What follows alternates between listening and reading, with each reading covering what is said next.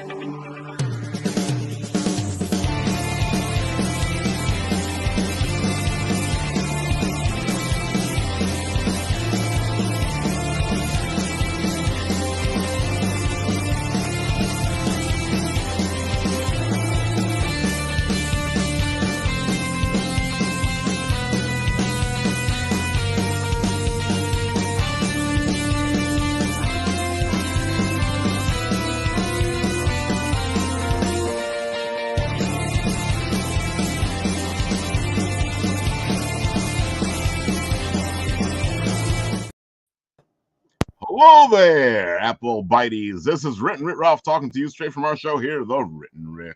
And today we are hanging with a couple of people like Matta Sorcier, our friend Oden over here, and of course Frank. We got the two M's were M&M's today.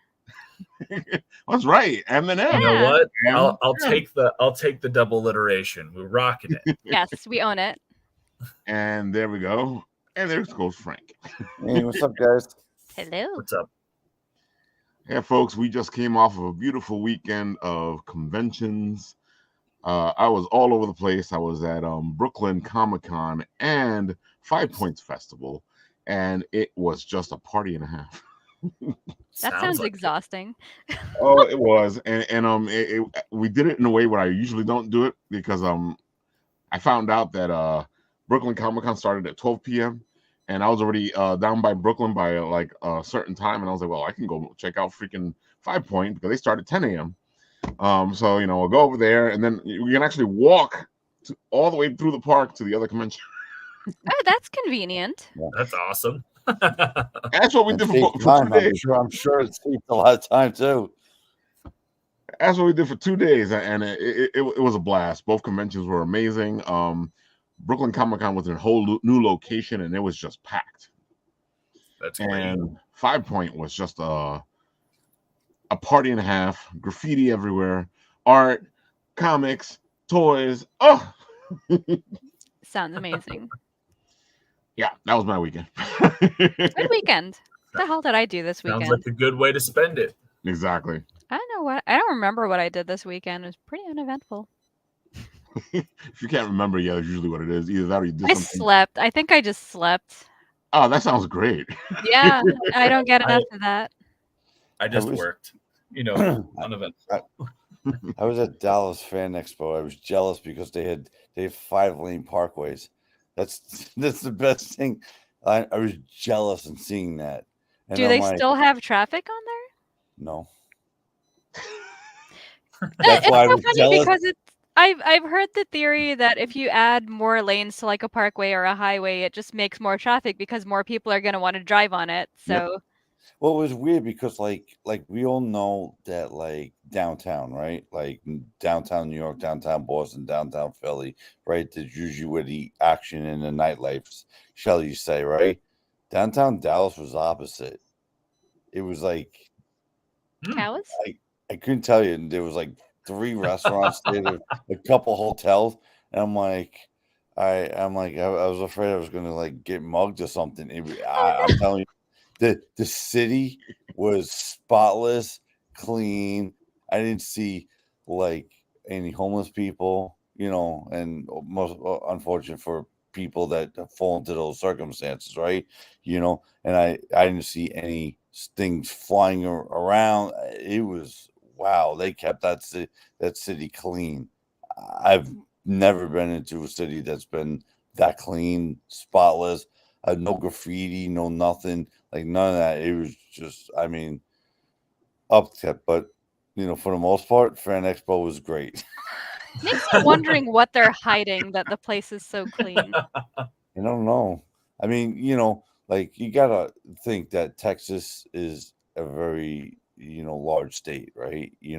It's spread out, right? Where New York is basically, I think, from what I remember, just Manhattan alone is like 13 or 14 miles, just in such a congested. We're sardines. Yeah, Yeah. We're but just like sardines in a very tiny right, can. but you got to look at Texas is one. It's besides California, it's the largest state in the country.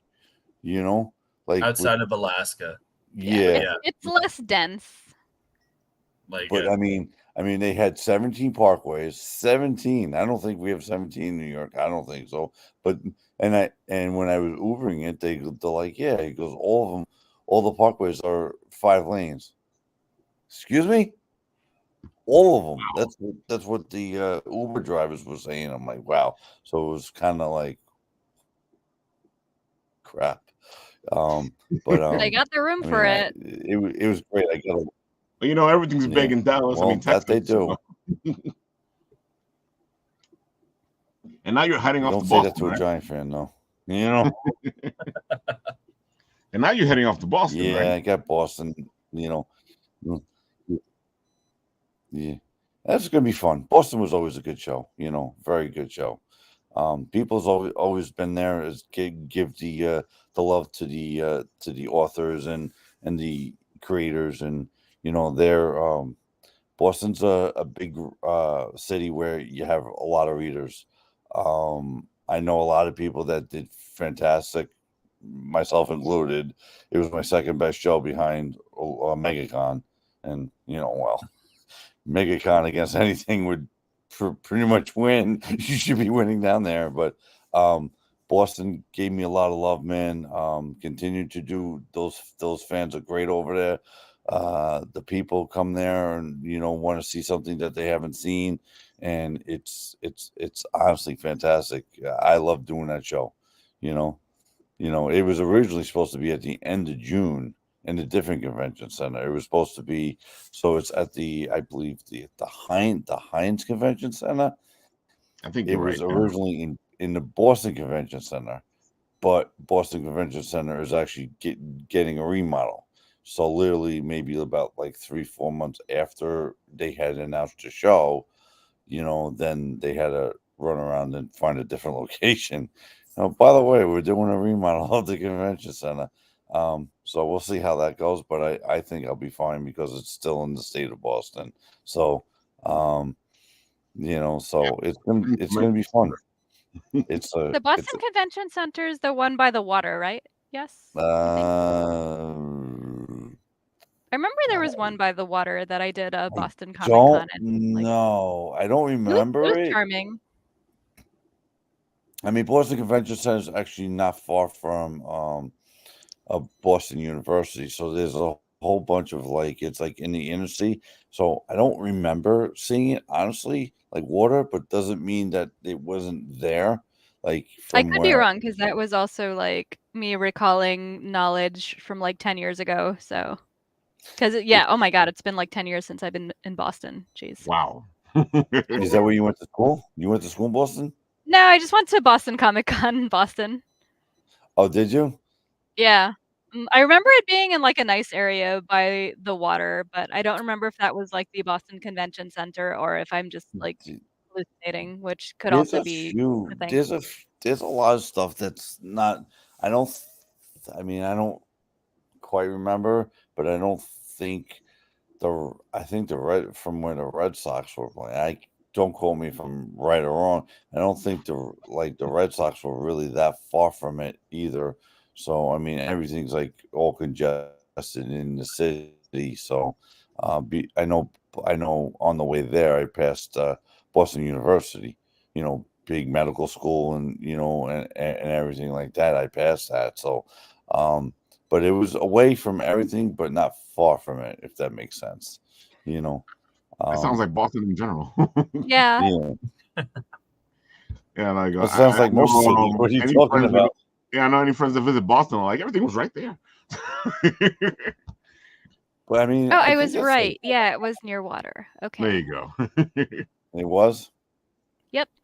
I think. Say, I'm Google I, searching. So. Good lead. I'm Yeah, aging. there's definitely a view of it from the water. Yep. Here. Yeah.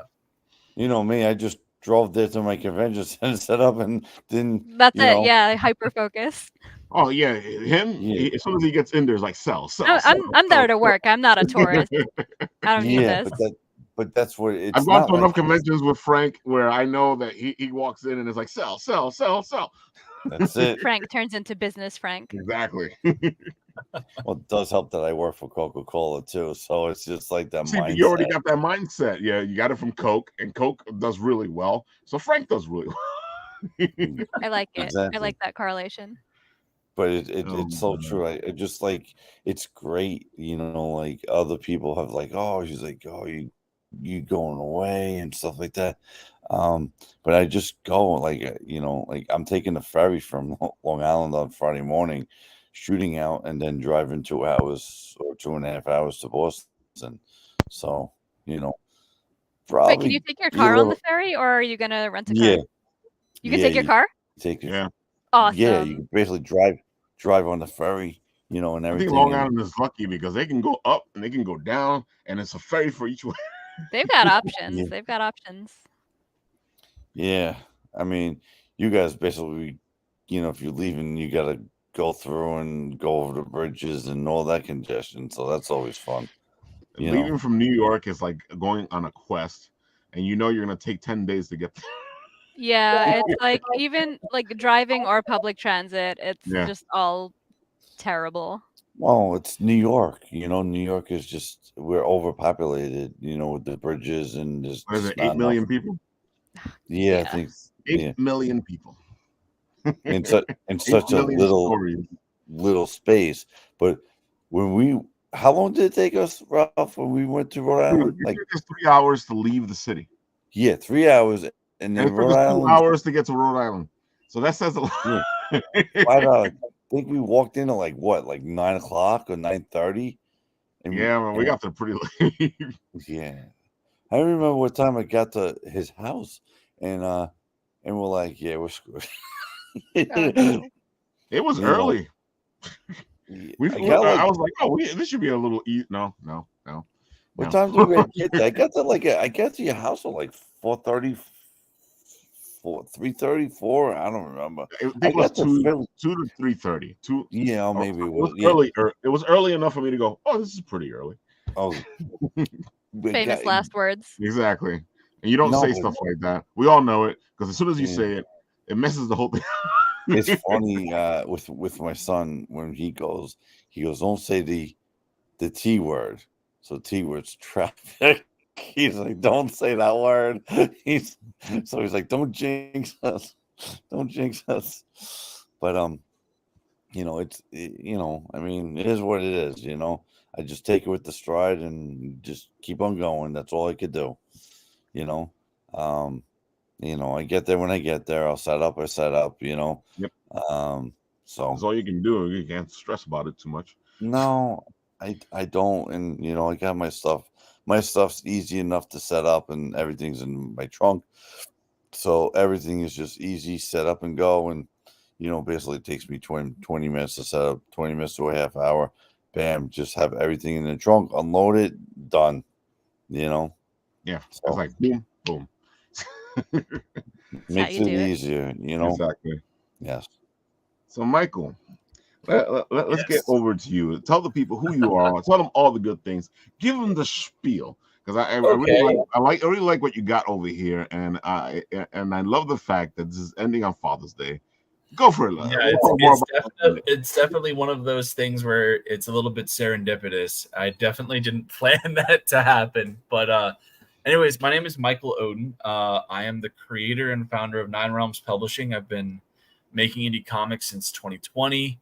The Embrace was a comic that I initially came up with towards the end of 2020, going into 2021. I was going through some stuff. And I kind of wanted to take the negative energy that I was feeling and kind of direct it into something positive.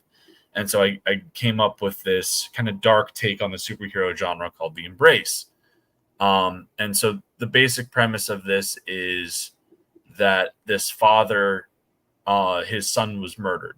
And a year after the murder, there hasn't been any leads. Things are kind of going cold, and his life has kind of fallen apart. And so in a moment of desperation, he's about to take his own life when the ghost of his son, David, shows up.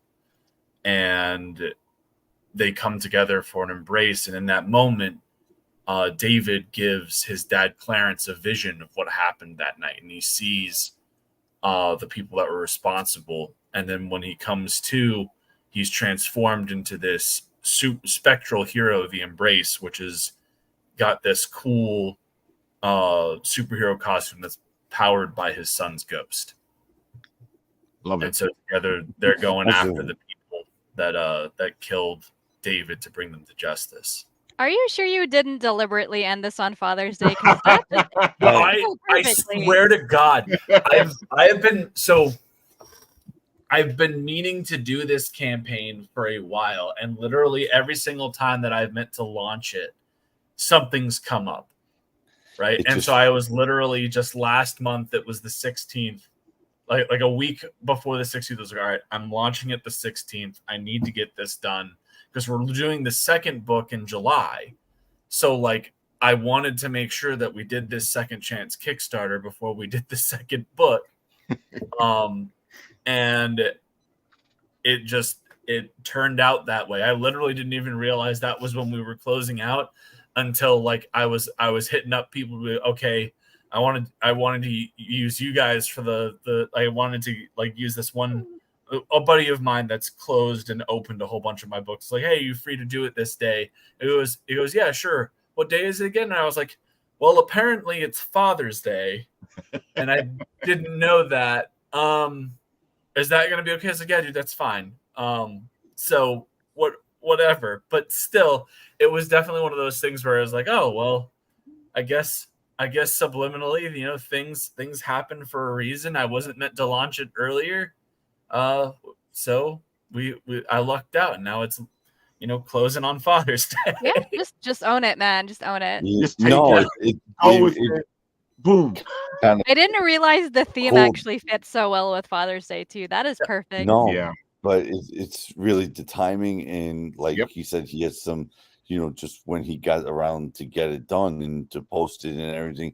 But yeah, it's just a very ironic and just timing. You don't think of things like that, but it's like that is actually kind of cool. You know, life wanted it to happen. Yes, exactly. That's how it goes. Yeah.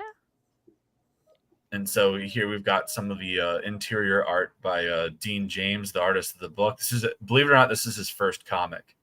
You gotta be no kidding way. Me. No way. Yeah.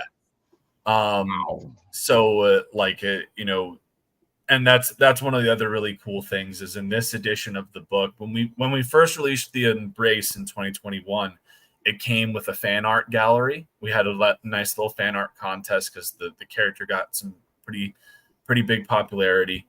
And so we had done like a fan art gallery that's being replaced by a 6-page preview of the second book. So you're going to get to see how Dean's art has completely leveled up and be able to compare it. I always love to see and we that. also have That's a new really colorist cool. on that book as well.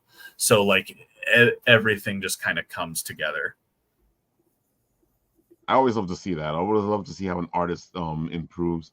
I always go out of my way to like let artists know that I can see it, because most people don't tell artists that, and I think it's an important thing artists should know, because that's what they're trying to do. Absolutely. Always got to step it up between issues, like sitting there figuring out like, how do I make this look even better than the last one? Oh, So, beautiful. Yeah, Well, we got our variant the art covers. is beautiful. Yeah, Yeah. so we've got Kari Salviejo, who I had the pleasure of working with. She now primarily works with Bad Bug doing Hypergeist and. Oh, we know Hypergeist and Bad Bug, yeah. So I actually, she did a book with me back in 2022. I did a JoJo's Bizarre Adventure parody with Roman history called SPQR's Bizarre Adventure. Oh my God. That sounds good. Amazing. It had no right being as good as it was. Like Kari's we had Kari doing this Araki homage style art to make it feel like it was effectively, we took the fight between Dio Brando and Jotaro Kujo from Stardust Crusaders, and it was Julius Caesar versus Pompey Magnus at the Rubicon River. God. I gave them that's cool. each stands. It was great. And Kari did a wonderful homage to Hirohoki Araki. So it was awesome.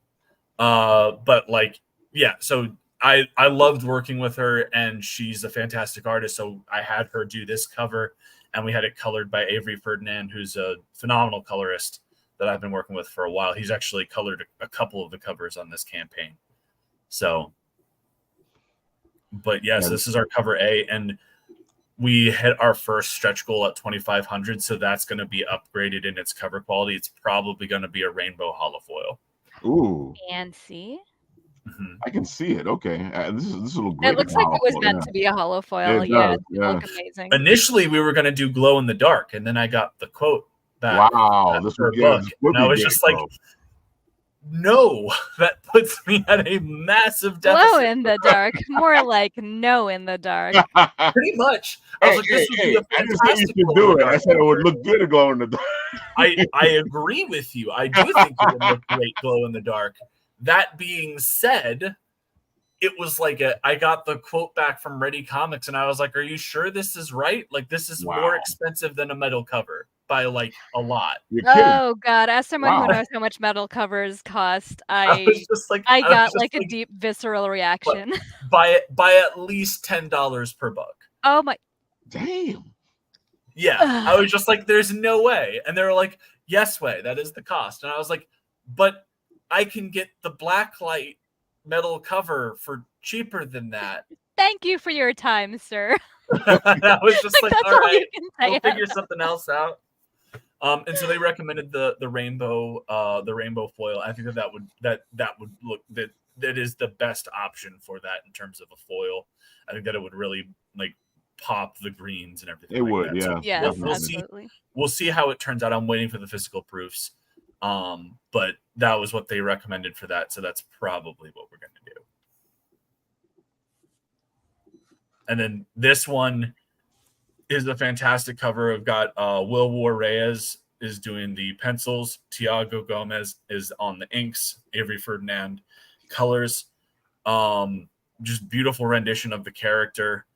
Our next stretch goal would be to upgrade the cover on this, probably to silver foil.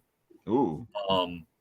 And yeah, like it's a brilliant cover. I found Will when I was searching for an artist to reboot my initial series, Elysian Fields, which I'm very excited about. And, yeah, he's tremendous, and the art speaks for itself. It does, definitely does. Yeah, it really does. I can see this in the silver, yeah.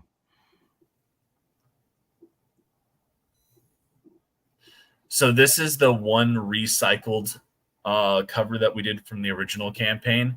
This is by Jim O'Reilly and Sigmund Torre. In the original campaign, it was actually a holofoil. On this one, this is the only cover that's not going to be getting an upgrade, solely because I don't want the original campaign backers to feel like, Yay! Good call. Like I try to be like so like the original one was like a virgin holofoil cover. This one we have the trade dress, and it's just going to have like a nice solid cover stock on it. I like that. But, you're making it different enough that even the original guys will be like, okay. I try. I think that one of the big things that we need, like that is important to strive to do as indie creators, is offer the best value as possible and be as respectful to our consumers as humanly possible. And so like I never want people that have backed me before to feel like I have slighted them in any way, shape, or form. And like this cover is just so good. And is really evocative and tells kind of the story of the Embrace in it. And so I knew I wanted to include it on this campaign, but I wanted to make sure that I was respectful to the backers of the previous edition. So I also like the fact that you've actually made this new campaign on Kickstarter different than the original campaign, because sometimes just people and I can understand why they just recycle to the next one. But it doesn't always work though. Like if let's say you do something on Kickstarter and then you try to do the same thing on Indiegogo, and then you go to like crowdfunder or whatever, like it doesn't really work. It's one of those things where, like, at the end of the day, while there are different ponds and different pools of crowdfunding audiences, it's not really different ponds. There's a giant lake, and there are places where the fish go, but yes, all of the fish live in the same lake. Exactly. So like you're really just getting everybody, like, spot on analogy. Yeah. Like so at the end of the day, what you're going to see is that any success that you have across those campaigns, you're going to see repeat backers. Like you are going to see people that are just going to back because they want to support you. Like I've been very fortunate. I've built up a very strong base of people that I'll recognize, and I'll see them back. And I've seen a couple of them back this, even though they already have the Embrace one. They want all the variants. They want all of this. They want all of that. And I am grateful for that. But the ultimate goal should always be to expand the audience and try and find different sections of the lake and push out. But like at the end of the day, it's hard to do that if you're running all of the campaigns at once and you're doing the same thing in every campaign and you're doing this and that. Mm-hmm. I think that was the biggest advantage with this campaign is I had distance from the first one. I had the ability where I could be like, I could take some money and invest in some new variants. I had the ability to do that. Whereas if I had just tried it right out the gate, I wouldn't have necessarily been able to. So I think that's one of the other big advantages with that. And on top of that, it allows me to find new people to talk to, which is also a huge deal because, as we said, it's a giant lake, but there are little sections where they're like where the fish hang, and there are new ones of those that pop up every day. Yeah. And so you never know who, like within the span of those 2 years, plenty of channels have come and gone. Yep. I know for me personally, it's weird because most of the places that I went and promoted when I was initially doing these books are gone. Or they're like persona non grata, or there's been all sorts of stuff because Indie Comics manages to be like a giant nuclear bomb of drama every couple of months. So but yeah. Podcasts are funny. Yes.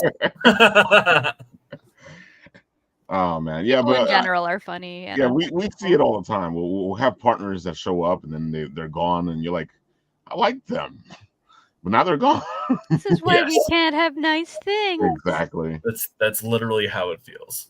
And it's so funny because you're not kidding, because we started almost 10 years ago now. We're on our 9th year, and the show is completely different than what it was when we started, because we started as doing interviews at the conventions or doing interviews at locations, and now we do the live shows where we do the streaming from different places.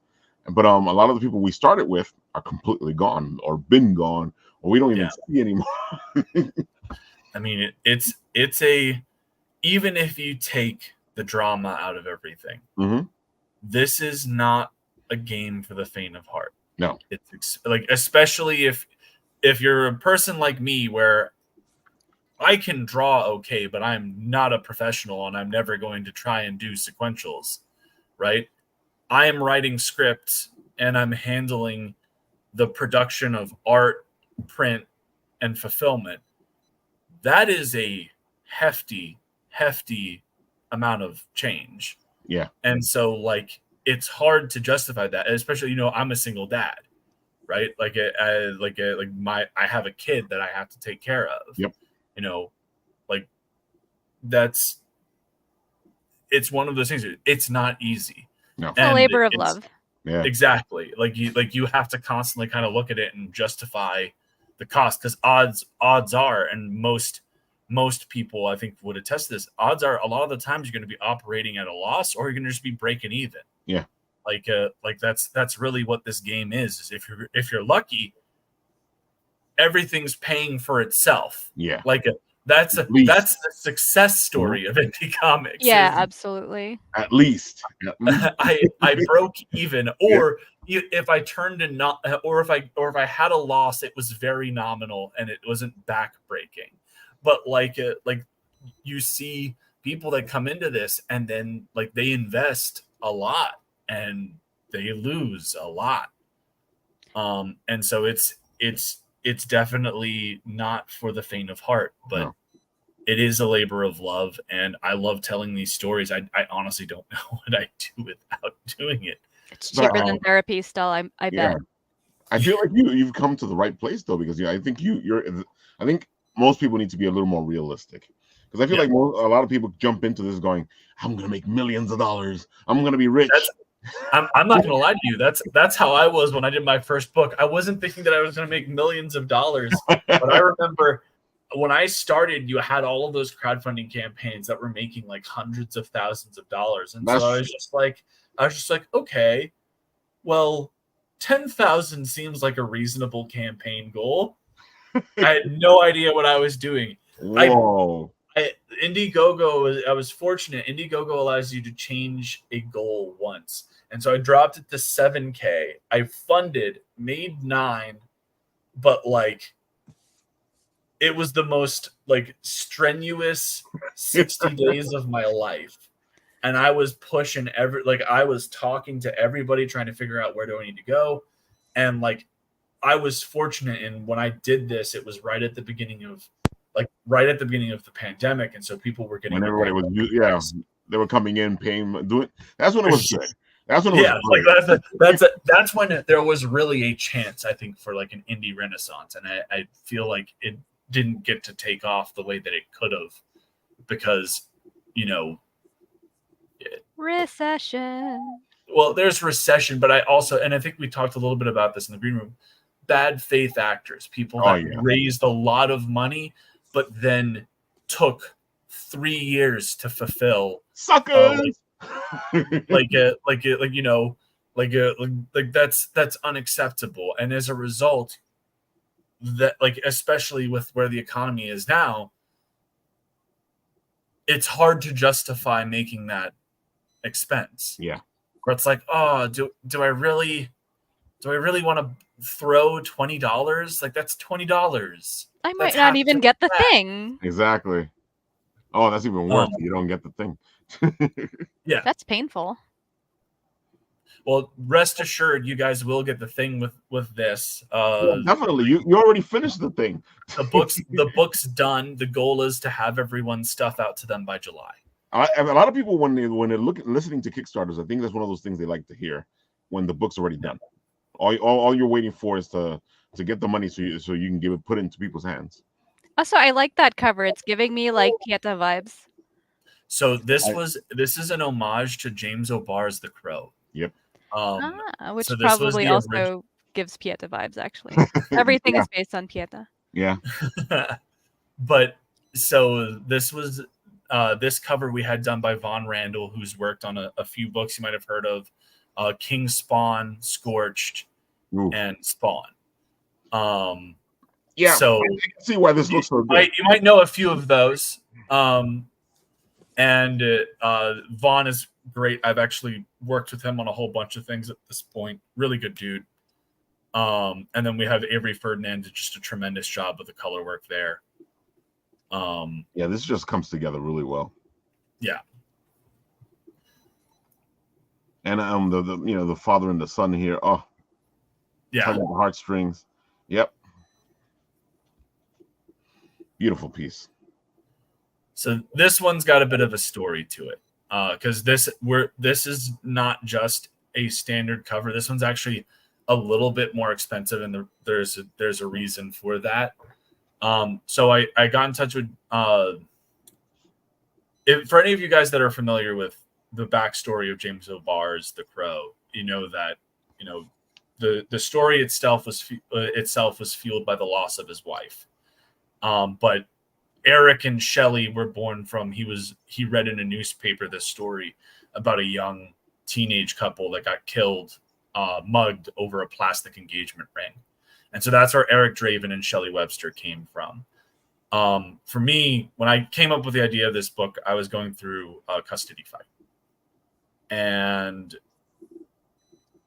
there was this one time I got off the phone and I was in a bad place, and I had my mind went back to a memory from right after my son was born, where his mom showed me a newspaper article that this kid's body was found in this park, Holmes Run River Park, which like she and I used to walk through all the time. And the first thing that you think when you have like a 2-month-old kid is that could have been my kid. Oh, yeah. Yeah. And so this kid was killed in an act of gang violence. And so last year in November, I got a ping on my phone, and the murderers of that kid were convicted in November. Wow. And so I had the idea to do this cover as a tribute. So I got in touch with Joel Gomez. And so this thing, the park that the Embrace is in is Holmes Run River Park. It is where that kid was found. And so we've got the Embrace looking into the water, and you've got the spectral visage of David and Clarence looking back up at him. And that's our kind of tribute. And so $5 of each of these covers that are being sold is being donated to the Virginia Victims Assistance Network. They host a homicide survivor support group. So we've raised, I think, around $100 so far, and all of that money is going to go towards helping out their support groups for people that are victims of what David and Clarence went through. That's the whole thing. And so it was really like when all of that happened, I just like to have the Embrace not just be this character that means a lot to the people that have read the book already, but to be able to actually have him have a real world impact in this way. It was the right thing to do. And it's something that I'm going to be doing on all of our campaigns moving forward. We're going to be partnering with them on pretty much everything that we do. I love that you're giving back. That's fantastic. That's really awesome. And that goes for anything that's associated with this cover. What we do, like we have metal print. We have signed metal prints of this that we're doing. $20 of that goes there, and then we have the original art piece, and a portion of that sale will go to them as well. So it's definitely one of those things that like this was something I really cared about, and when I got it set up, it's just I wanted to go all in. Well, you have it, folks. A really, really good reason to support this, besides the fact that it's a good story, and it's Father's Day. What are you guys waiting for? They're buying a few boxes of tissues first. It's all good. Oh. I agree. I will say, I think that one of the things that is special about this book is it starts in a very dark place. But one of the things that really I wanted to illustrate with this character is how our children bring out the best in us. Mm-hmm. And so the book starts off in a very dark place. The first 8 pages, I think one of the reviews of the book, I think, put it best. It almost feels like you're invading on somebody else's privacy. It feels too personal, and you.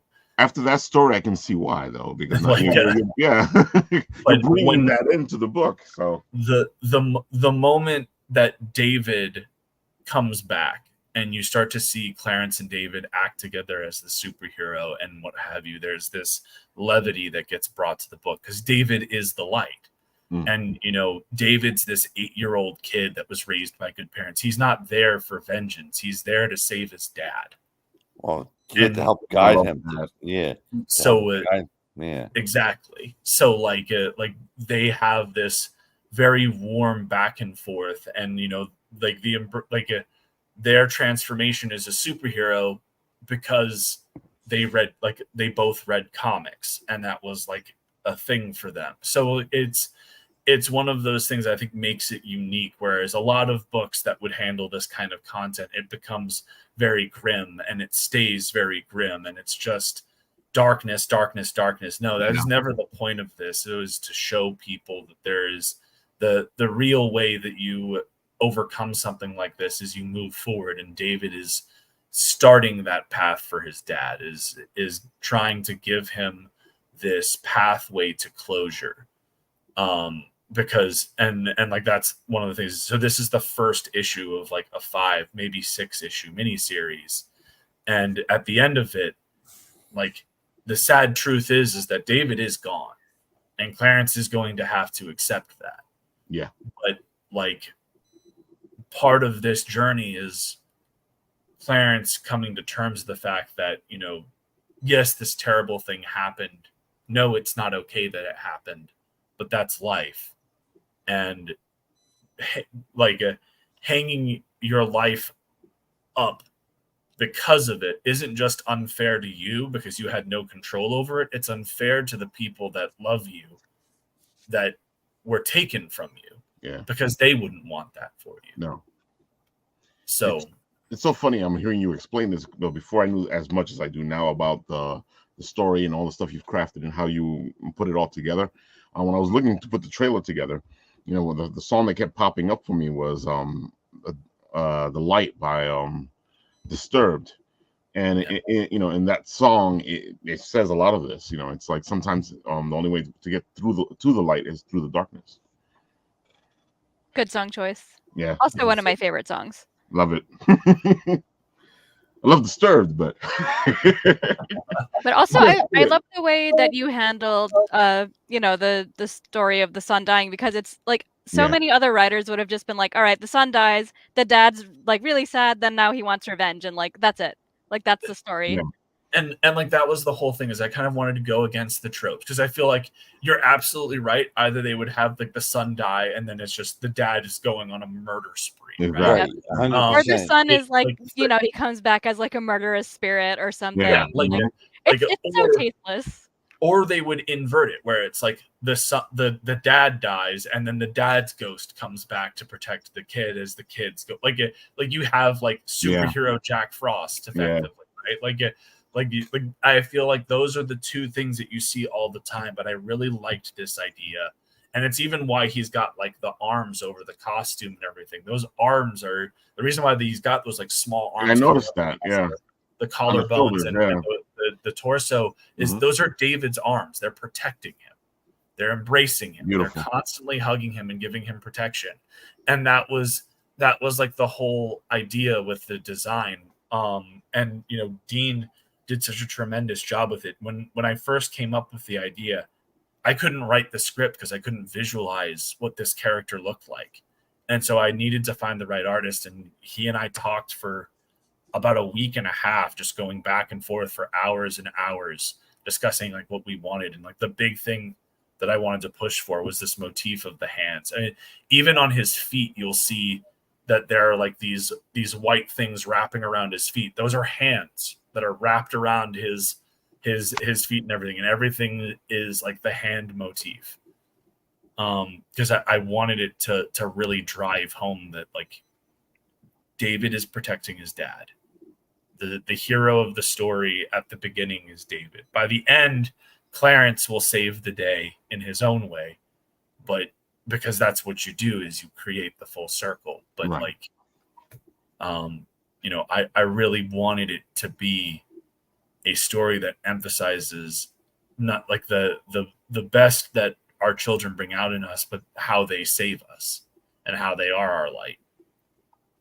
Dude, now you got me thinking that the t-shirt should have had the hands on top. Dude, if I could have, look, man, I would love to be able to do more intricate designs like that, but I'm kind of limited by what, you know, these. I know what you can find in the company. Yeah, because you'd have to find a t-shirt company that can actually, you know, get exactly what you want. You'd have to work with like a custom shop in person and be like, this is what I want. Yeah, which would be way more expensive. Oh, way more expensive. Oh, absolutely. But as soon as you get it, I'll buy it. So, oh man, I can see all the stuff here: the collector's box, the t-shirts. Yep. And so the collector's box comes. Oh yeah, we've got and I actually have one of them here. Hold on.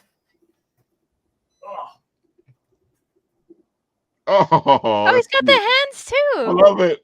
Amazing. Yep. He's 18 inches. He's not small. He's huggable. Yes. Huggable size. Yes, he is. He's got all the hands for all the high fives and all the hugs. Embraceable. Embraceable. Yes. Yeah, there you go. Embraceable indeed. Oh my God, I love all the stuff that you put into this. I can see you've actually put thought into it. You know, you didn't sit there and go, okay, yeah. How do I sell this book? Oh wow. So those are Will's original pencils. They are for sale on the campaign. It's such a different feel to it when you see it like this. I love seeing people's pencils. Yeah. I love it. I live for it. Dude, aren't the DC Unwrapped books like some of the best things ever? Yeah. Like looking at like the Unwrapped Hush, where it's like all of Jim Lee's pencil work, and you're just like, good God, I wish I could draw like that. Exactly. Oh, this is nice. That's and then really, fun fact about this piece. This is done by Dean. It's glow in the dark. It's I was gonna say this was the glow in the dark cover. So it's a mixture. It's pencils, and then he colored it with a mixture of Copics and glow in the dark paint. Nice. Amazing. So you're selling the original piece. Yes, that is also available for purchase. Wow. How much is this? I think that one's $400. Sounds about right. I was expecting more, but that's a good price. That's something that I try to do. I want to bring as much value as I can to a campaign. And there's the original Joel Gomez. Wow. Initially, he had used yellow for the water, but we felt like it made it kind of look like sunset. And I liked the idea of making it green to give it that ghostly appearance. So we edited that. But yeah, it's not as tranquil, but it's definitely an interesting vibe. Yeah, it's good use of like complementary colors. Yes, absolutely. And I mean, this is an 11 by 17 fully watercolored piece. Like, so this is an art piece, in other words. Yep. Yes. And so that one's 2,000 for the people with the deepest pockets on the face of the planet. But yeah, I was gonna say this has to cost money because this is an art piece. Yes. So, and then here are the signed metal. Here are the signed metal prints. Wow, the metal print looks good. Yeah. In fact, hold on, I think I got it around here. I'm gonna turn off my my virtual background for a second. I'm gonna turn off the Embrace for a minute. Whoa, that looks even better than 12 by 18. Damn. That is redonkulous, and I'm here for it. Wow. And so, as I said, $20 of each of these gets donated to that same organization. How much does the metal piece cost? $150, I think. It's not bad. Okay. That's no. It's not and as I said, it's signed and numbered by Joel Gomez as well. So it's a collectible. We like to hear collectible. We're going to be sending all of once we get the orders and we're sending all of them to Joel. He signs them, sends them back. And I should also mention that every single high tier item that you get, whether it's a piece of art or a metal print or anything, it comes with a copy of the book. Like, oh wow, like same Some thing people with the don't do that. comes with a copy of the book. Like you spend money on something. The only thing I think that's the exception is the T-shirt, but like everything else comes with a copy of the book. Like the book is what's important. I want people to read the book because I'm impressed actually. Yeah, like it's a personal story to me, and I think that it's worth getting out there. So I like that because, like I was saying, some people, they'll give you the stuff, they won't give you the book.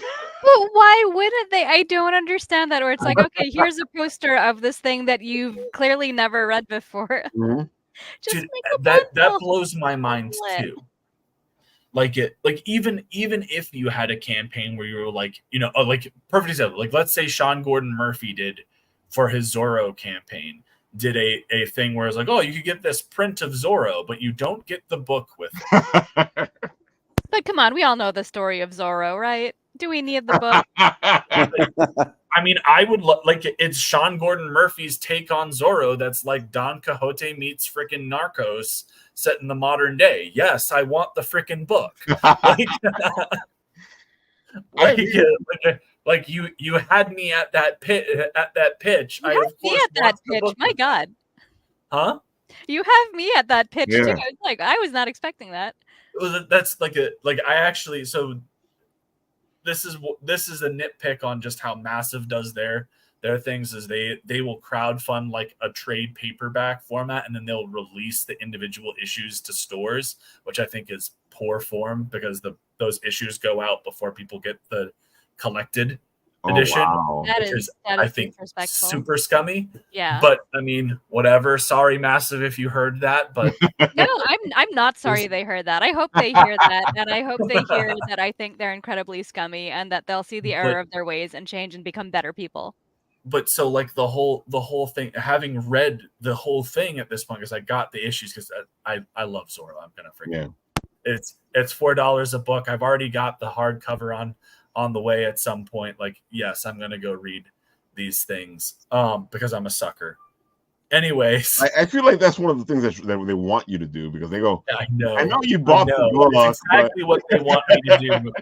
It's exactly what they want me to do. And I fell for a hook, line, and sinker because I have a soft spot for Zorro. I used to watch the black and white show on like Disney late at night with my dad when he'd come back from deployments. Like, yes, I'm going to go buy this stupid Zorro book at the comic store. But anyways, so like the whole premise of it is that you've got this kid who witnessed his dad get murdered while dressed up as Zorro for a celebration by a drug cartel. And so as a dissociative way to handle his trauma, he thinks he's Zorro. Whoa. And so he's fighting the cartels as Zorro in the modern day. Wow. And it's very much like he thinks he's in 19th century California. And I hate that this pitch is so good. Yeah, I want to be mad. Fighting modern day narcos, and you're just like, okay, this is fan-freaking-tastic. Yes, it is. And like that's just like the basic premise. I'm like no spoilers in there whatsoever. Dude, they should hire you to sell the book. Yeah, hype them. I have issues selling my own book. You know what I've learned from selling my own books is that it's easier to pitch someone else's book and hype it up than it is to sell your own book and hype it up. Yes and no. I do think that at the end of the day, there is nobody that can sell your book like you can because I was about to tell you that. I'll tell you that, Michael, because I feel like you do a good job selling your book. So, Matta, show him how you do it. Oh my God. No thoughts, head empty. This is exactly what I was gonna say. Where anytime somebody asks me like to do my pitch, like my brain just shuts off. Like I did a book. Well, that's also the sleep deprivation talking. So, all right, we've got Sacrimony, A Tale of Love, Life, and Death in no particular order. It's the story of a girl who died, but then she got better. Love it. And as with all mysterious resurrection stories, there's a catch. She has no memory of her past, no idea why she has magical powers, or why she has demon wings that she now has to hide from society. It feels a lot like Saga, but not in space, and if the parents hated each other. Okay. And the art is beautiful, folks. Oh, thank you. Yes, I do all of the art and the writing and the coloring and the lettering and the everythinging, and I'm very tired, and I would appreciate it if people read the story. Yeah, folks, come on, help her out. She does a lot of work for this book. It is a heartfelt project, and dude, we want to help out the indies and getting them what the credit they so much deserve. Thank you. Yeah, I mean it's a high fantasy story that doesn't take itself too seriously because art imitates life, and they say write what you know. So like there's overarching themes of just like family and dysfunctional families, and like it's very down to earth despite it being in this like fantasy world with gods who interact with mortals and stuff. Like even the gods are very relatable because they're all just like another side of a dysfunctional family. So The best ones are. They are, yeah. So it's got vibes of like, sort of like Greek and Egyptian mythology where like the gods are not perfect. They're definitely flawed. They probably should not be in charge, but they still are. Man, anytime somebody tells me That's how something, I'm any just like, mythology works. yeah, exactly. Anybody, The gods are as petty and horrible as humans are. Sometimes worse. They're just they have more power. Yeah, exactly. Like I always tell people the same thing. I'm like, look at Zeus, man. Just look at Zeus. Zeus, that's it. No, you man. have to look at the rest of them. Like, yeah, look at Zeus. Look at Athena. Look at what like everyone talks about Medusa Perseus is about. No.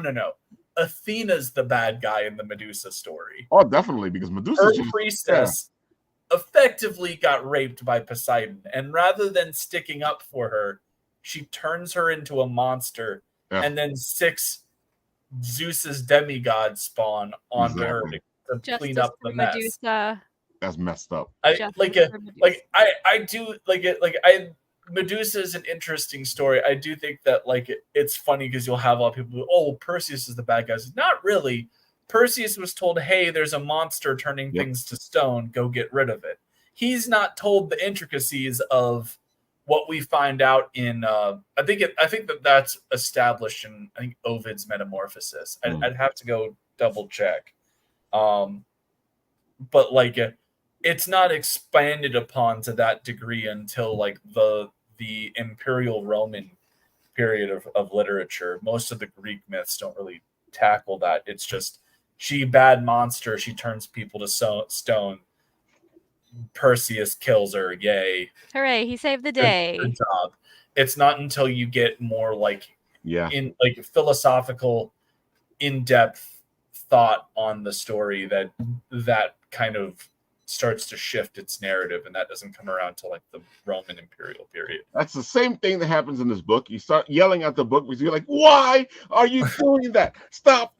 I was gonna say, yeah, it's definitely what goes on in the book, where it's like there's layers to it, because you'll see somebody make a bad decision, but then eventually, like once the layers are all peeled back, you understand like why they made the bad decision, like why is this person an asshole? Like you get to see like all of the terrible parts of the onion as the onion is slowly peeled away.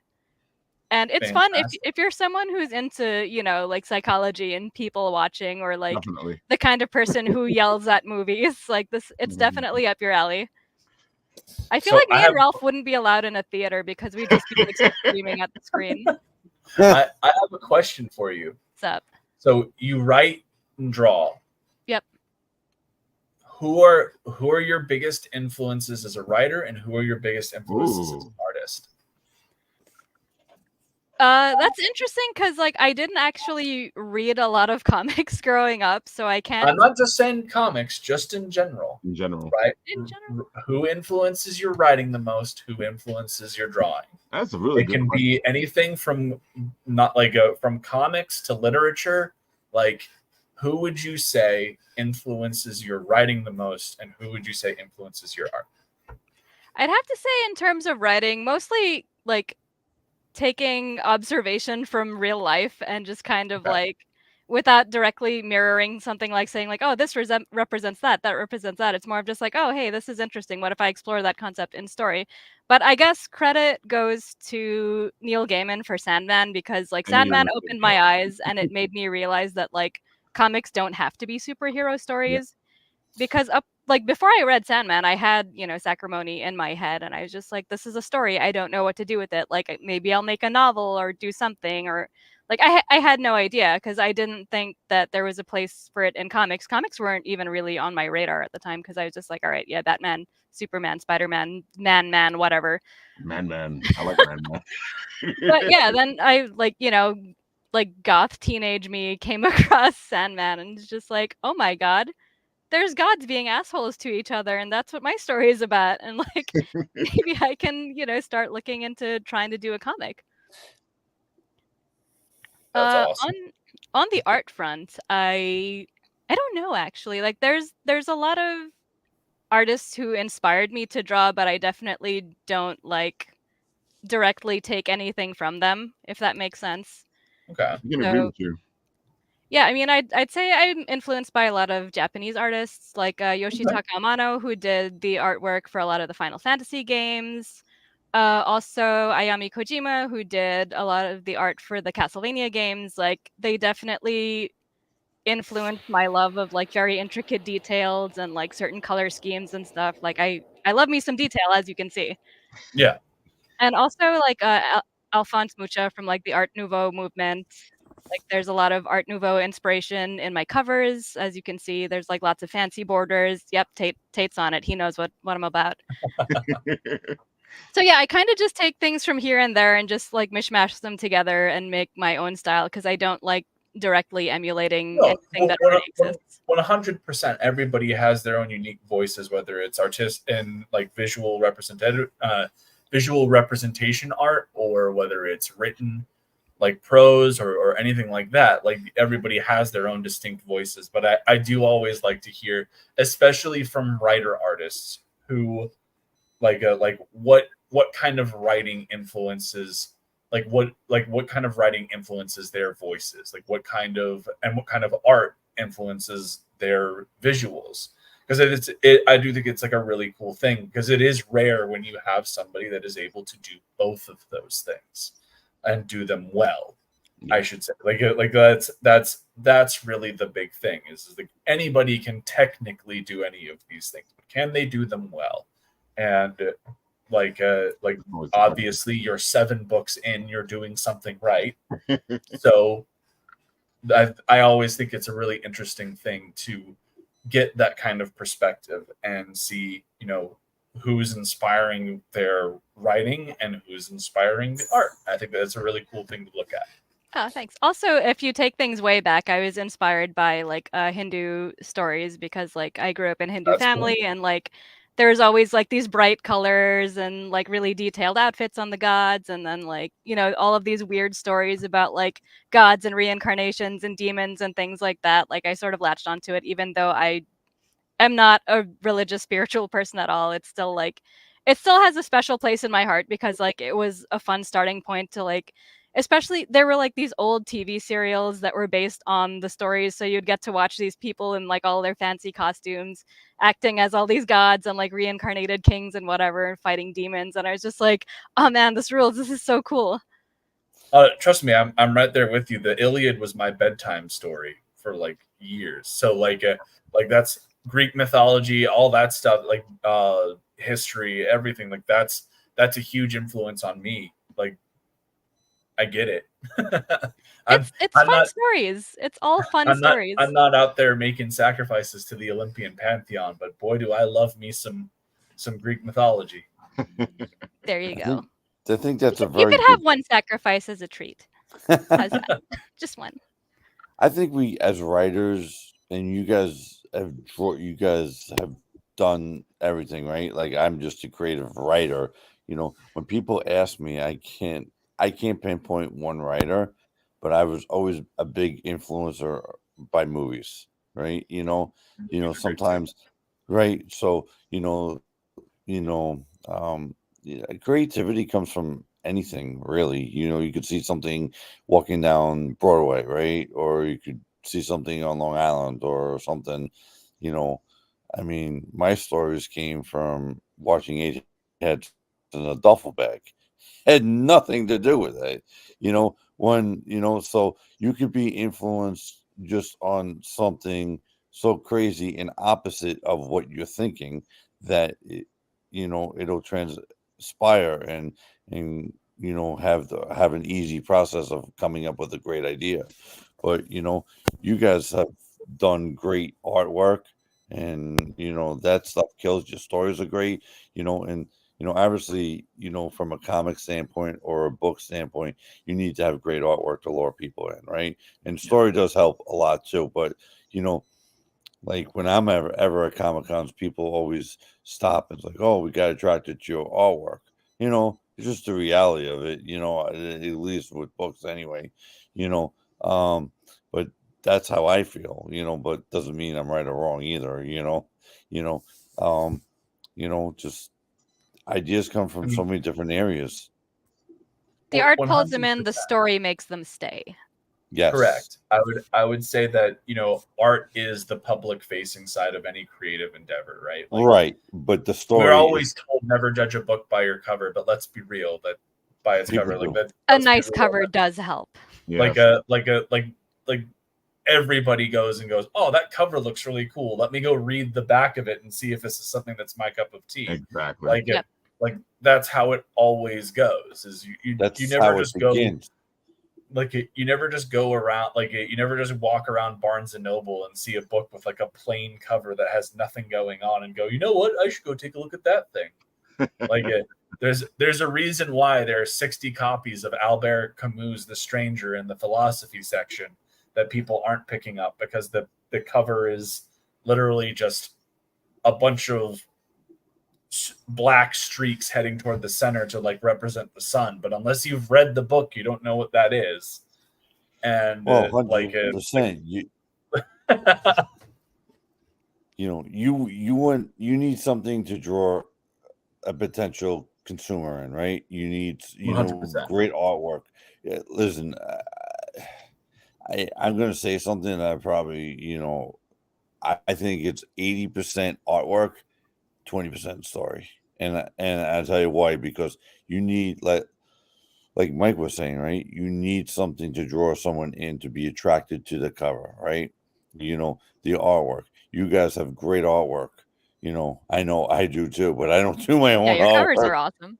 I mean, I don't do any of mine. I bring in talent. Like I dabble with drawing, but like, and it's been a hobby since I was a kid, and I'm not bad, but like, I would never try and do any of my own sequential work. There's a certain level of talent and skill in order to be able to repeatedly do the same things over and over and over and over and over again. And I don't have I don't have the patience for it. All the shortcuts. Yeah, but you want to be, I mean, trying to think what you have in your head. Also, that's another process too, right? When you're telling someone, trying to do what. Oh, dude, it's a weird blend of technical writing and creative writing is how I explain writing a comic script to somebody, is because you're like you could go like Marvel method and just be like, oh, this is what I want on a page, and give it to an artist, and 9 times out of 10 they'll be able to make something out of it. I generally try to go a little bit more editorial. I kind of go for like a middle ground where I'll be like, okay, this is how many panels I see on this page, because I do have the visual background. I do have an education in storyboarding and everything like that. Do you do your own thumbnails too? Sometimes. That's Sometimes massively helpful. Like, as someone who's had to draw other people's scripts, I always appreciate it when the writer will try to do the thumbnails, so they know that you can't fit 11 panels on one page with one panel being like taking up half the page as an establishing shot. I have a rule. Generally, I try to keep my pages between 4 and 7 panels. Bless you.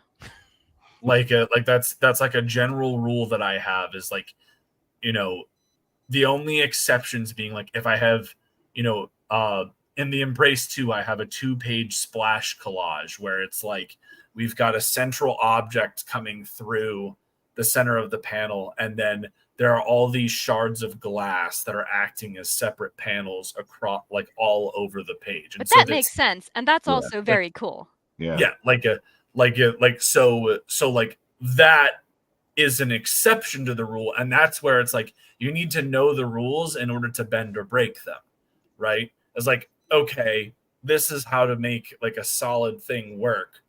And as I said, I think it's a general safe thing, is like, all right, 4 panel minimum. There are times where you can kind of bend that and get away with 2 or 3 if you're doing like an inset on a splash page. But like, maximum 7 panels. If you're going over that, you're gonna risk having you're gonna risk having Alan Moore's Watchmen, like 9 to 11 panel page where everything is just like in a small I couldn't get through square, it. and I'm just like, that is the most boring shit on the face of the planet. Thank you. Yeah, I couldn't get through it. I was like, this is a jumbled mess, and I want none of it. Watchmen is a great book but it is also, as much as it's a great book, it is a how not to do comics, and that was the entire point. Everything about that book, and this is what I think it goes over everyone's goddamn heads. Everything about the Watchmen is dark British satire on why this is all stupid. The narrator's voice of the Watchmen is not Rorschach, it is the comedian. And every single time that you have a flashback to the comedian, he is pointing out how stupid everything is and that it is all a joke. Yep. And maybe I should give it another try now that you've explained it that way. Like you have to remember, Alan Moore is a grumpy old British dude that believes he's a wizard. Yep. Okay. And he also doesn't like comics, so yeah. He does and he doesn't. He is very jaded on his experience from it. And I think that is what colors a lot of what he says now. But at the end of the day, if you read things like Whatever Happened to the Man of Tomorrow and things like that, where like you're seeing him handle these characters and have a lot of love for them, it's impossible to say that that's how he's always felt. I think that The Watchmen is the one book that if Alan Moore could get rid of, he would. Because everybody has taken it the wrong way, and the major publications marketed it as like a superhero book, and it's become the model of how to do a complex superhero story when that was never the point. And probably like the biggest scene to illustrate this is there is a scene where the comedian kills this Vietnamese lady that is pregnant with his kid. And she tells him about it. And Dr. Manhattan is right there. And Dr. Manhattan goes like, that was the wrong thing to do. And he just goes, why didn't, like, you could have atomized me in a second, but you didn't. You just stood there and watched. Don't pretend like you're better than me. Yep. And that's what the whole thing is. It's like, it's stupid to try and mix these characters that are literal gods. Like, that was the whole point, is Dr. Manhattan is that universe's Superman. Yep. He's a quantum being that can instantaneously construct and deconstruct matter and sees all potential futures and all pasts simultaneously. This is the closest thing to a god that you could ever have. And he's not able to stop. Like, he doesn't stop all of these problems. He can't do anything like that. And we're still on the brink of nuclear war. And you're in this weird political hellscape where Richard Nixon's on his fourth term of office. Like, the whole thing is, this is dumb. Yep. Like that's the whole point. This is dumb. This is how you should not do things. And I think that that's even down to his page breakdowns, where he's like, yes, let's do an 11 panel page that completely destroys the dynamics of a page and completely slows down the page flow to a snail's crawl, because it's something that he knows he shouldn't be doing. But that is the whole point, is The Watchmen was meant to be a satire of what not to do in comics. And everybody has taken it the fucking wrong way. I was surprised when comics went in that direction, because I read through it and I was like, okay, I see what you're doing here. And then everybody was like, oh my God. And I'm like, no. What a masterpiece. No. It is a masterpiece, but not for what people like. Exactly.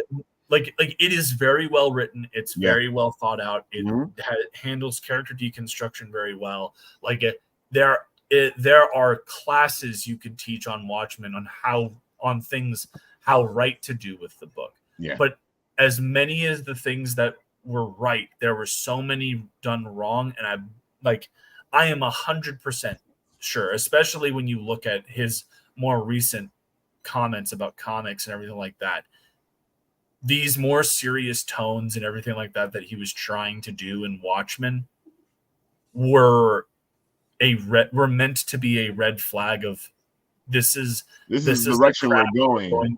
This is the crap you're going to get if you keep going down this path. Exactly. And unfortunately, we're 20, 30 years passed, and that's exactly what's happened. You've got all these people that no longer see the point in heroes and look at it with this weird nihilism where, oh, the villains are the only relatable characters and this, that, the other. And it's just like, you're missing the point. It's all about romanticism and not necessarily trying to relate to heroes, but giving people something to aspire to.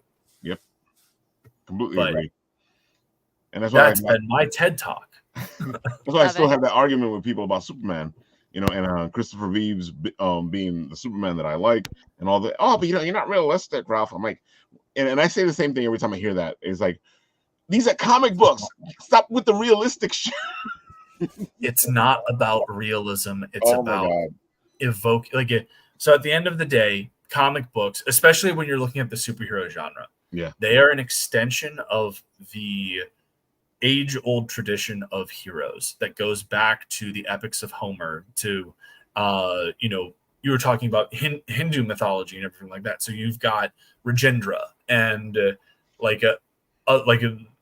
there's a whole slew of Hindu myths. There's Norse. There's you look ever since that people have been able to sit around a campfire and tell stories and point at the stars. There have been heroes that have gone and tried to reach the constellations, and they've never been something to relate to. They have always been something to aspire to. Right.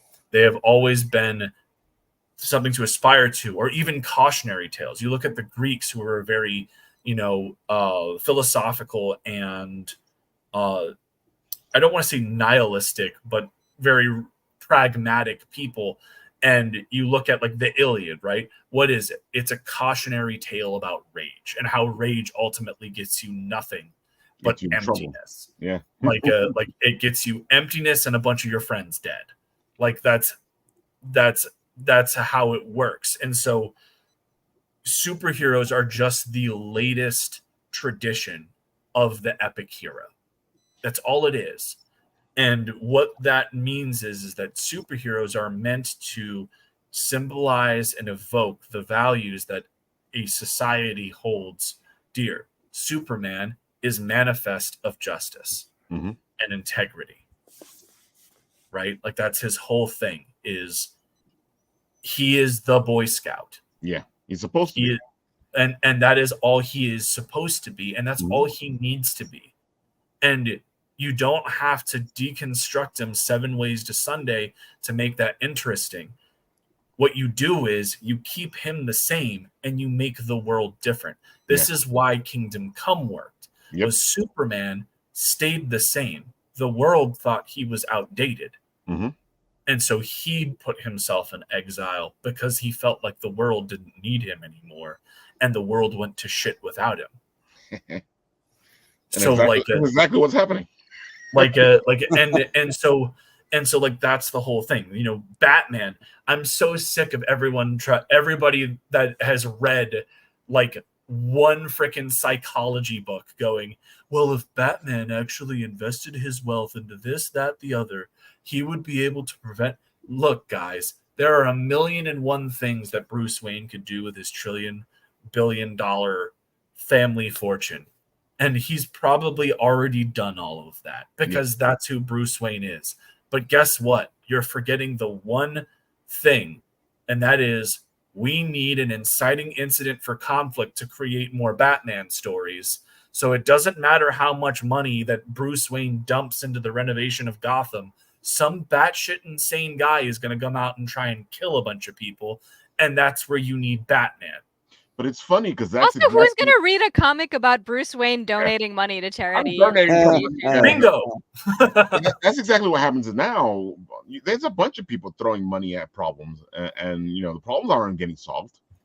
No, more problems come up. Exactly. Money doesn't solve everything. It doesn't. No, it doesn't. All right, guys, we've geeked out like crazy. I see we're way past our time. Oh, whoops.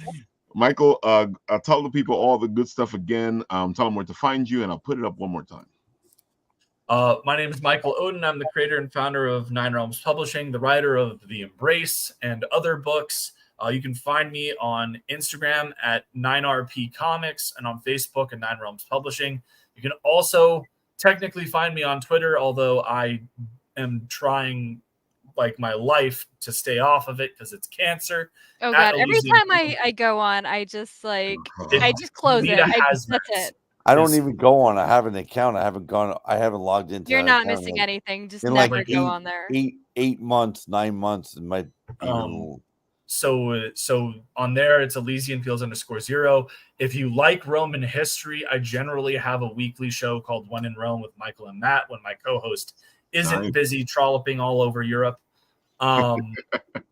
And yeah, back the Embrace on Kickstarter. We've got 3 days left to get in on this second chance, and then we'll be back again in July when the Embrace 2 launches. There you have it, folks.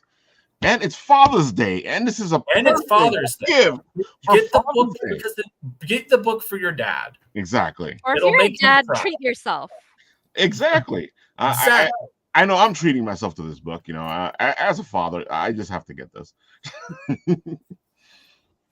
Definitely. I love the story you're working on. I love the relationship. I love the idea of the Embrace.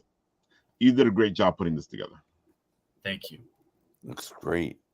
Everything's fantastic about it. All right. Go ahead, Matta. Oh, I am Matta Sorcier. I'm a self-taught artist and writer, and the one-person team behind Sacrimony, A Tale of Love, Life, and Death in no particular order. A story of a girl who dies, but then she gets better, and she has no memory of her past, no idea why she has magical powers, or why she has demon wings that she now has to hide from society. We have got 48 hours left, so get on it or don't, but hopefully get on it because it's a great story. It's a wild ride and it doesn't take itself too seriously, even though it's like it looks very serious. And we lost Ralph. Oh dear. All right. Well, I am now the host of the show. Except I I'm the can't pull captain up now. Frank's Instagram to be like, all right, there Frank, he is. tell us what you're all about. There we go. I lost myself for a second there. It happens to the best of us. My computer's telling me, hey, by the way, nobody can hear you. Nobody Like, can hear oh you no, scream. like that was like, where'd Ralph go? Oh no. Yeah, so that's what was going on over here. I had all these little warnings going, hey, nobody can hear you, so you need to do something. Oh no. All right, so we got Sacrimony. Okay, Mr. Frank Destefano, go ahead, tell the people. Surely. How you all guys doing this evening? My name is Frank Destefano. I'm the author of the Dark Legend of the Foreigner book series, as well as the Cody Cobb file. I'm going to be at Boston Convention Center. I'm not Boston Convention. I keep on getting that confused. The Heinz Convention Center in Boston for Boston Fan Expo.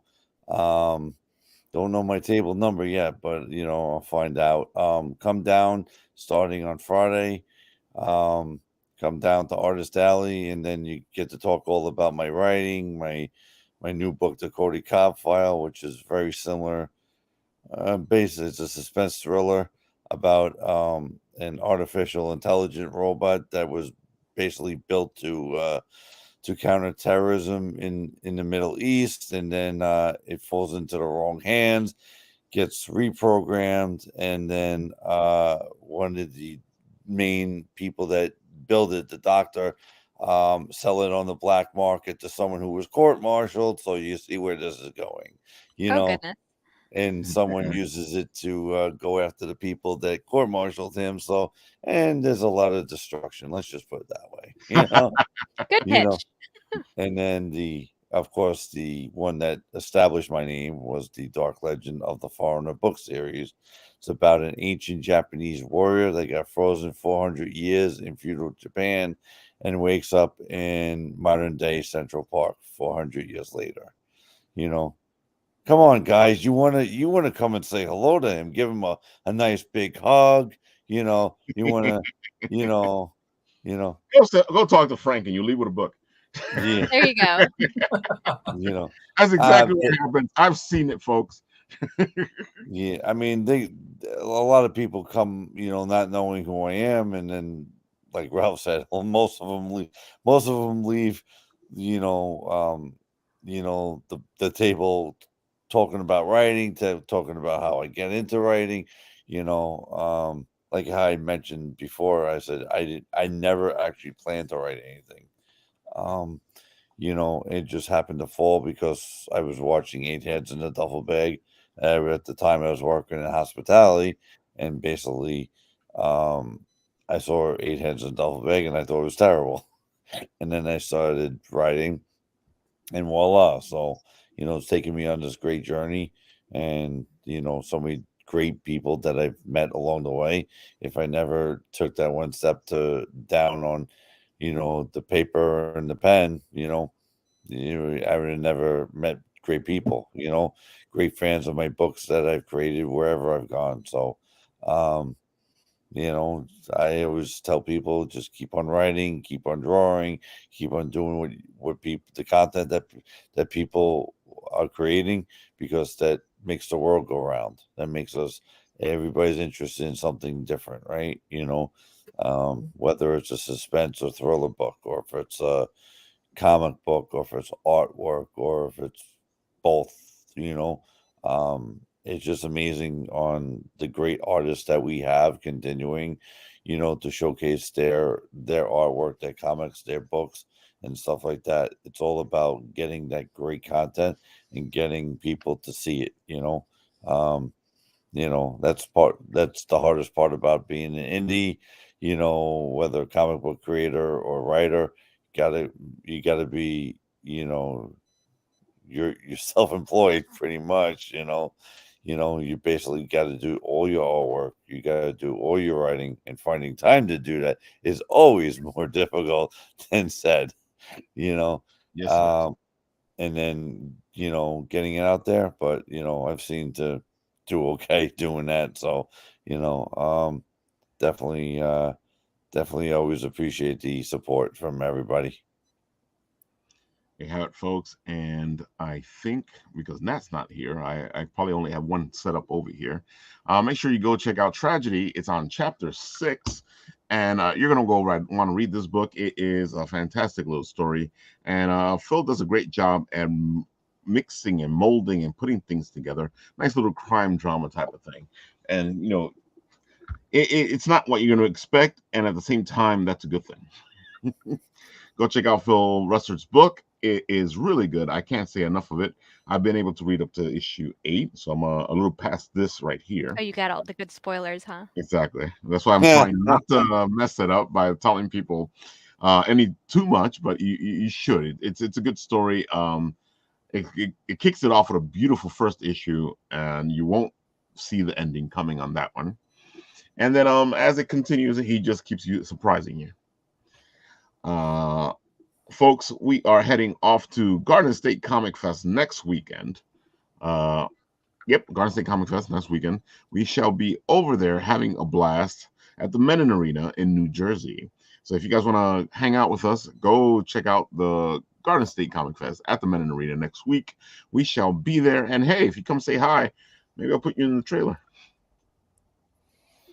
And that's not here, so the rest of the stuff is like not there. He's not eating dinner. Well, he's probably eating dinner on his table. If he's home, or he's stuck in the subway exactly. somewhere. Yeah, I think that's what it is. Betting he's stuck in the subway. Probably. Either that or he got tired, got home, and fell asleep. Which, you know what? I can't blame him. It's past my bedtime. I know that. Yes, it's past all our bedtimes. We're hitting the 1:30 mark here. And of course, on this show, when it's time to go, I press the button and we're